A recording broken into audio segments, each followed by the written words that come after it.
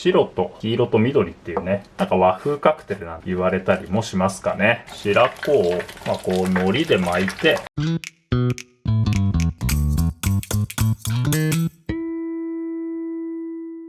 トラフグの白子、冬といえばね、フグの白子は一度は食べたい食材ではあるんで、今日は、白子の食べ方を紹介しようかと思いますと、白子の焼きから紹介いたしますと。フグの白子ってね、これやっぱり大きさ別に値段で分かれていまして、これはちょうど真ん中ぐらいのサイズですかね。大きいのはね、この2倍ぐらいあるような白子も売ってますし、あとね、小さいものならこの半分以下の大きさのものも売ってますしと。白子焼きはね、簡単で、これはね、もう好みの大きさに切って塩を振って、お酒を振って焼いて食べるだけと。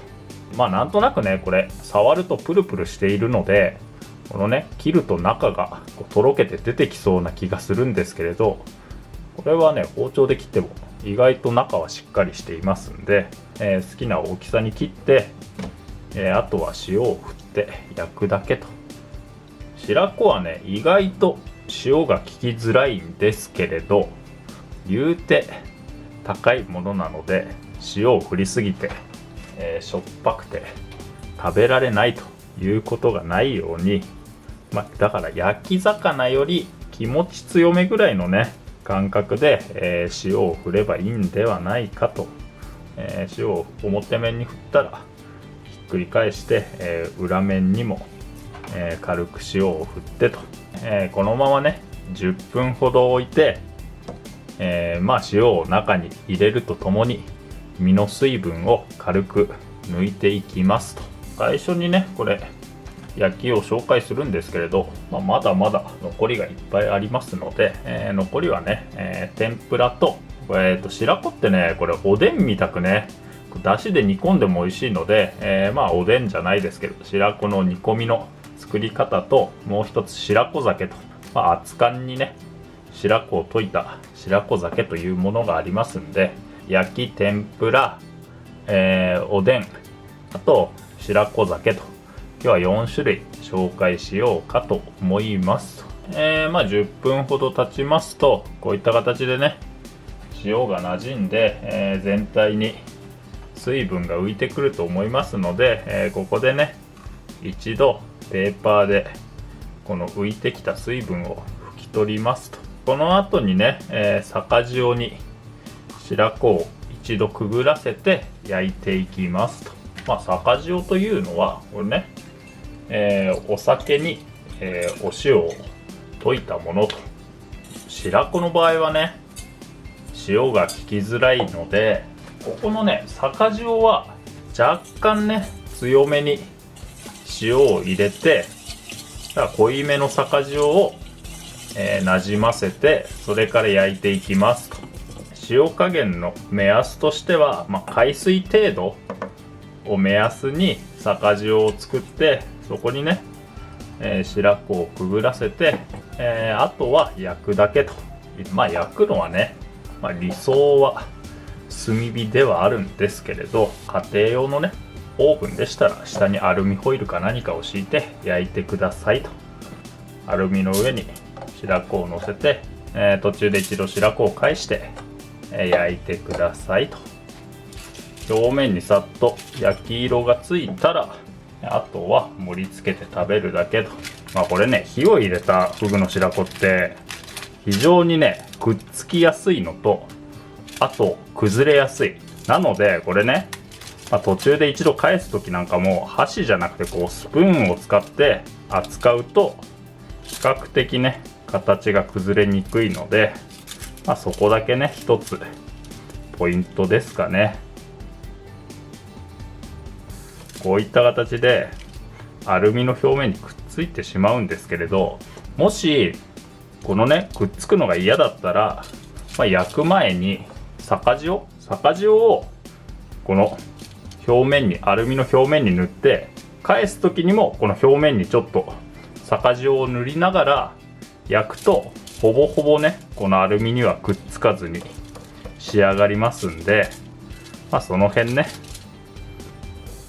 お好きなように焼いてくださいと。盛り付けたら、あとは食べるだけと。僕はこのままでもものすごく美味しく感じるんですけれど、お好みでね、わさびをね少し添えて食べても美味しいので、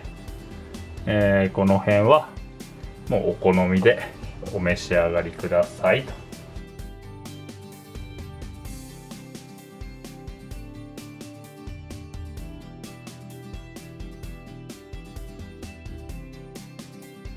続きまして、白子の天ぷらを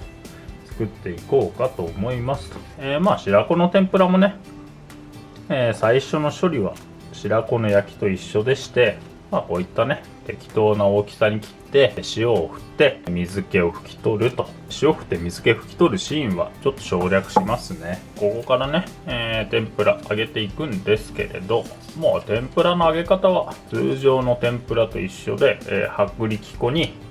これは、卵を水で溶いた、卵水ですよね。卵水を加えて、さっくりとね混ぜ合わせて、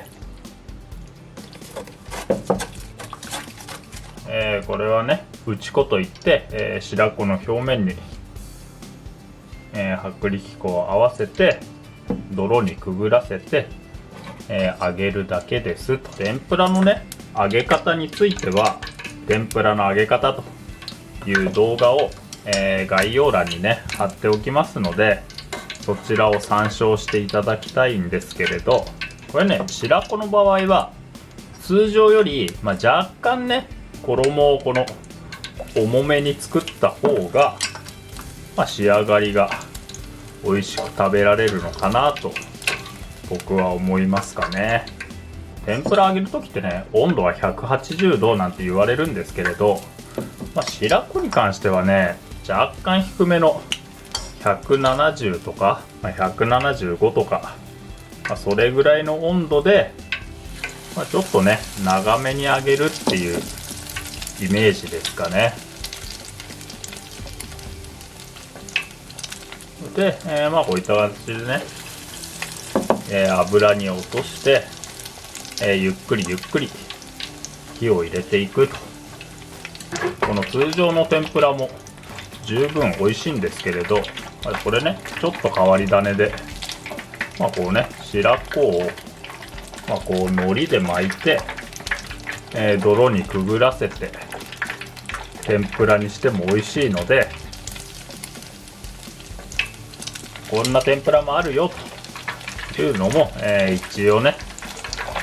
ご紹介させていただきます。外側の衣が、しっかりと固まれば食べ頃ですので、油から揚げて、お召し上がりください。韓国海苔が美味しい理由と重なるんですけれど、海苔と油って相性が良くて、このね海苔の風味とこの白子のクリーミーさというのも相性がいいので、こうやってね磯辺揚げじゃないですけど海苔と合わせて天ぷらにしてみても、僕はね美味しいかなと思いますかね。人によってはねこれね余計な香りをつけずに白子そのものを楽しみたいって方もいらっしゃると思うんで、その辺はねお好みでどうぞと。天ぷらに関しては、揚がったらあとはねなるべく温かいうちに食べるだけと。白子に関してはね天つゆよりもお塩が合うのかなと僕は思ったりするんですけれど、好みで柑橘類を添えても美味しいのかなと、思いますんで、この辺はお好みでお召し上がりくださいと。こちらが白子の天ぷらでございます。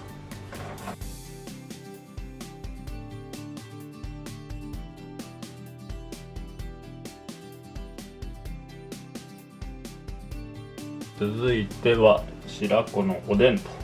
基本的にこのフグの白子というのは下処理がほとんどないので、仕入れたら料理をするだけという状態ですんで、非常に簡単。このね料理は白子の中では僕は、かなり好きな食べ方ですかね。まあ白子ね、適当な大きさに切って、お塩を振ってと、ここでね軽く下味をつけておきますと。このままね10分程度置いておいて、その間にこのベースとなる出汁を作りますと。おでんなのでこの出汁がポイントでして、この白子自体というのはうまみは強いんですけれど風味は弱いので、これねカツオなどこの魚系のね香りの強いものを加えてしまうとどうしてもね白子が負けてしまうと僕は思うので、使うのは昆布のみですね。昆布はね結構大量に使って、濃いめの昆布だしを作りますと。だいたい目安としては水 200ml に対して、昆布 8g だとか 10g だとか、通常のね昆布だしより相当濃いめの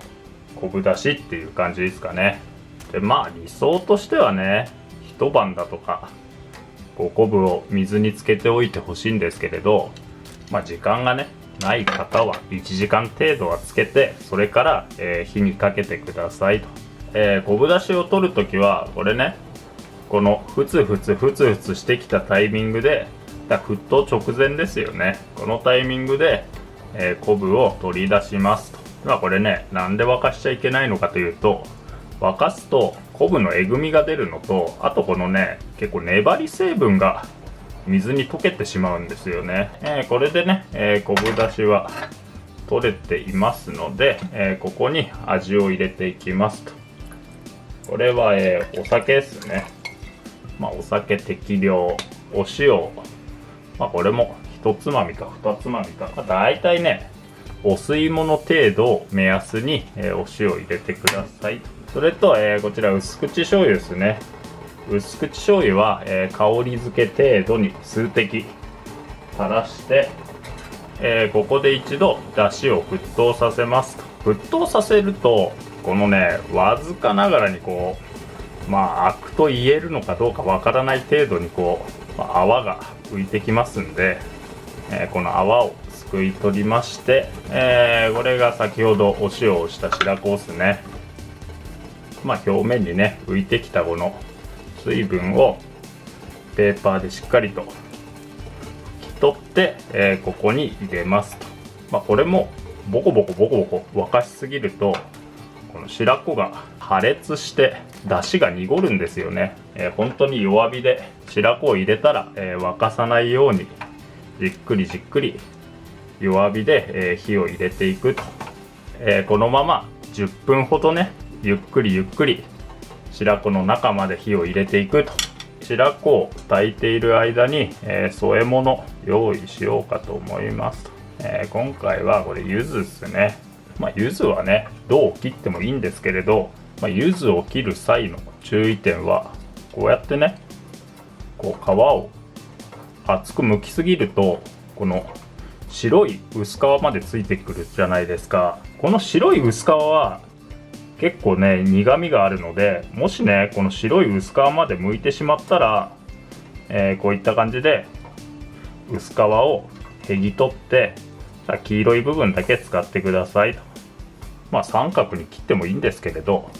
今回は、細かく刻んでね刻み柚子にして使おうかと思いますと。で柚子だけでもいいんですけれど、あとね今回はこれ芽ネギ、芽ネギというね、こういう細いネギがあるんですけれど、これも添えようかなと。でこれは、そのまま添えてもいいですし、さっとお湯に通すと全体がしなっとするので、このしなっとさせてから、使っても良いのかなと。こんな感じにしてね、今回は使おうかと思いますと。10分ほど経ちまして、白子にね十分に火が入ったはずですんで、そうしたら盛り付けていこうかと思いますと。普通にね白子を持って柚子と芽ネギを添えて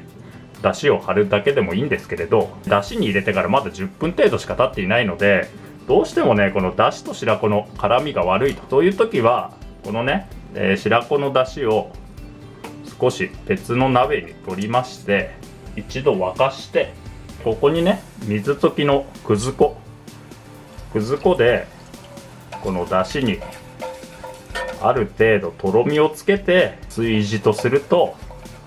先ほどのね白子との絡みが良くなって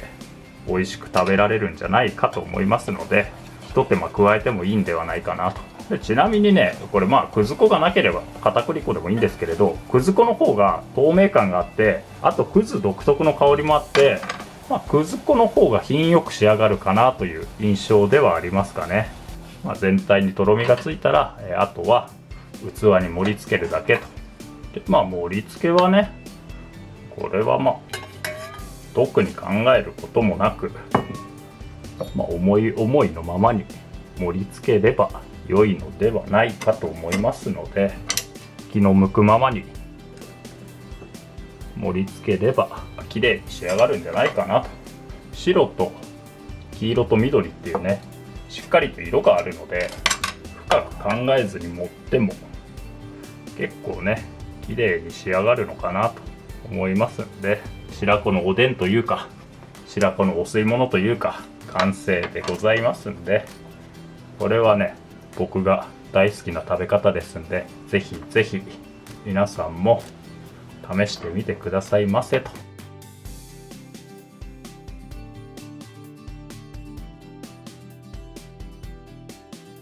続きまして最後、白子酒作っていきたいと思いますと。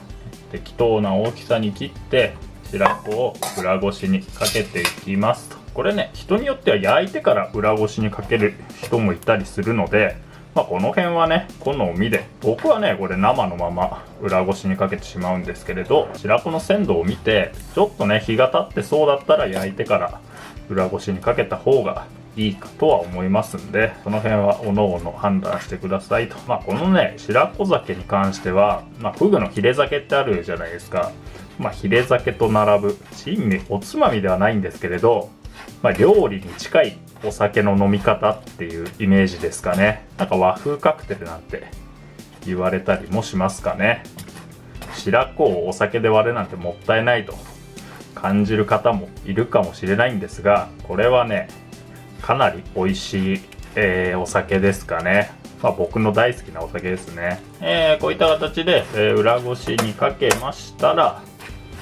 あとは熱燗を注ぐだけと、非常に簡単な料理ですね。白子ってこの薄い膜で覆われているので、このね膜はどうしても残ってしまうので、これはね若干もったいない気もするんですけれど、こういうものだと思って割り切ってくださいと。裏ごすとこういった形でね、トロトロの、クリームのような状態になりますので、これを使って白子酒作っていきますと。白子酒に関してはフグのヒレ酒みたいなね、蓋付きのコップに入れて蒸らすっていうやり方もあるんですけれど、僕の場合はねこれ土瓶蒸しの器で、熱燗を作って、ここにね白子を溶いて、おちょこで飲むっていうスタイルが、なんとなくねしっくりきてますかね。でもこれ直接僕の場合は火にかけてしまいます。この時のポイントとしては、これね沸騰させるとアルコールが飛んでしまうので、沸騰する直前で、白子を入れるということですかね。白子を入れるタイミングとしては、このねふつふつもう本当にあと少し、あと 2,3 秒経てば沸くっていうタイミングで、白子を入れますと。でこれ白子入れたら、よくかき混ぜてくださいと。でねこれ白子を入れる量に関しましては、だいたいねよく言われるのが、日本酒1合に対して、白子を30から 40g っていうのが、適量なんて言われたりしますかね。だから人によってはねここからねボウルに移してホイッパーで泡立てるなんていう方もいるんですけれど、僕はねこれある程度この白子の塊が残っているぐらいが美味しく感じるので、この辺はね、個人の好みで、調整してくださいと。もしねクリーミーな方が良かったら、この後ねここから、当たり鉢で当たるなんて方もいたりしますかね。熱燗に白子といったら、お塩をね本当に微量、一つまみの3分の1ぐらいのイメージでちょっと塩気を足して、このできた白子酒をちょっとずつ、おちょこに注ぎながら、食べるというか飲むというか、だから僕の中ではね、白子酒というのは、お酒というよりもどちらかというと、アルコールの入ったお吸い物っていう、イメージですかね。もうこれはね、あとはちょっとずつこのね、おちょこに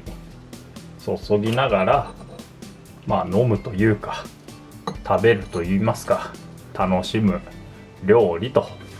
ということで、本日は、白子の焼きと白子の天ぷらと